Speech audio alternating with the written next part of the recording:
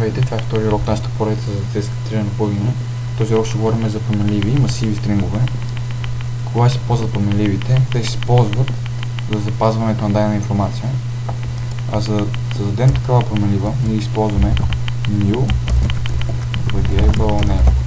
Като variable name е името на променливата, което може да бъде каквото си пожелаем. Имената на променливите могат да съдържат числа, букви и долна черта, но не може да започва с числа. Вместо интервал, т.е. space, използвате долна черта и трябва да се стараем да ги наименуваме с имената, които са подходящи за предназначението на променливата. Променливи с едно и също име не могат да бъдат декорирани, но пък можем да направим нова променлива, същото име, но с главна буква. Това ще декорира чисто нова променлива. Имам предвид точно това. New variable name, само с главна буква. Това ни декорира нова променлива. Първоначално, когато създадем променлива, тя е нулева, т.е. има за стойност 0. Това може да го променим, като зададем нова стойност на променливата. 5 примерно. Така нашата променлива variable name ще има за стойност 5. Трябва да запомните, че знакът равно се използва за придаване на стойност, два знака за равенство за проверяване. Също така може да увеличим стойността на променливата с помощта на математичните знаци. Нека прибавим към сегашната стойност 5 числото 3 или 5 пак. Плюс 5. Така нашата променлива ще има за стойност числото 10, но е по-лесно да се използва е равно на 10. Този вид променлива започва със стойност 0. Досега говорихме за интеджер променливите, които имат за стойност цяло число. Нека да преминем към волеви променливи,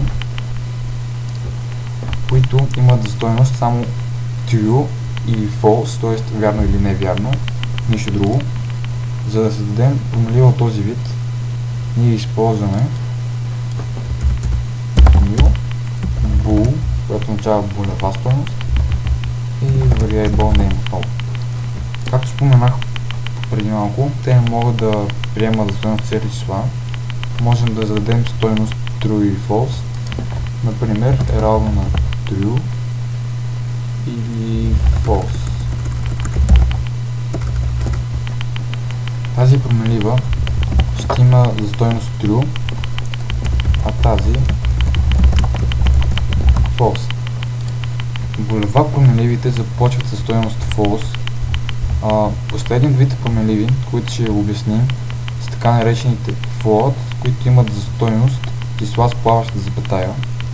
Създаването на float променливи става последния начин. New float име на променливата. Трябва да запомните, че float променливите започват със стойност 0,0.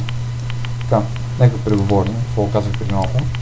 Променливите могат да бъдат наименувани почти всякак, но е добре да се наименуват спрямо това за какво са предназначени. Имената могат да съдържат само букви, цифри и долна черта. Има три вида променливи: integer, булева, bool и float, такива с плаваща запетая. Integer променливите започват със стойност 0 и те са цели числа. Bool, булева стойност, имат стойност само true и false, започват със стойност false. Float са променливите с плаваща запетая и започват със стойност 0,0. Така, нека преминем към масивите. Масивите се използват за същото както и променливите, за съхранение на тяхната информация. Създаването на масив става по последния начин. New име на масив 4. Както може да видите, вие можете да променяте името на такова, както си решите. числото между квадратните скоби определя големината на масива, т.е. колко стойности да може да приеме даден масив. А когато искаме да разглеждаме дадена стойност, по-отделно използваме number, като на мястото на number е номера на стойността. Броенето винаги започва от 0. Ето един пример, за да разберете. Numbers 4 е равно на 0, 1, 2 и 3. Тук има 4 стойности, които започват от 0. Забележете големината на масива и броят на цифрите. Горният пример може да бъде записан и по този начин. New numbers 4, което е равно на 0, 1, 2, 3. Забележете, че няма запетая след последната стойност. Можете да декорирате различни типове масиви, като float масив 4 или new bool масив 5. Така. До тук с масивите. Нека да ви обясня за стринговете. Стринговете всъщност са масиви, които се използват за представяне на фрази, думи и всякакъв друг текст, който може да бъде видян.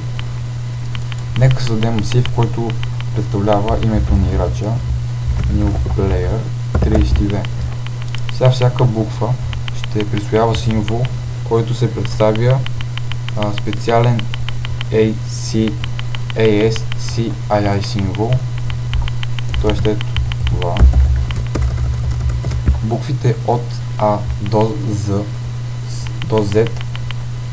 са числата от 65 до 90, а буквите от A до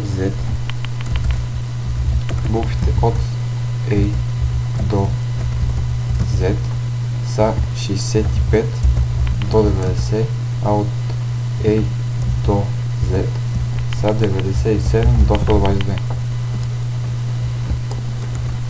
Въпреки това, не искаме да запомня всеки един номер за всеки знак, така че вместо да използваме апострофи около символите, може да направим следното.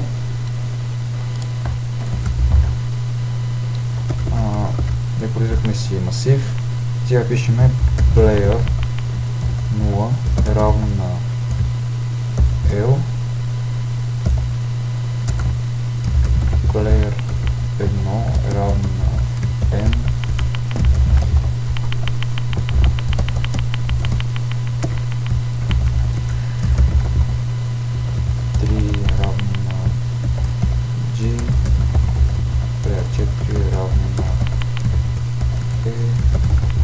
player 5 е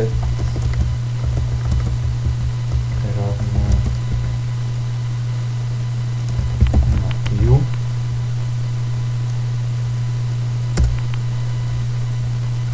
и така нататък. Сега тук пишем 6.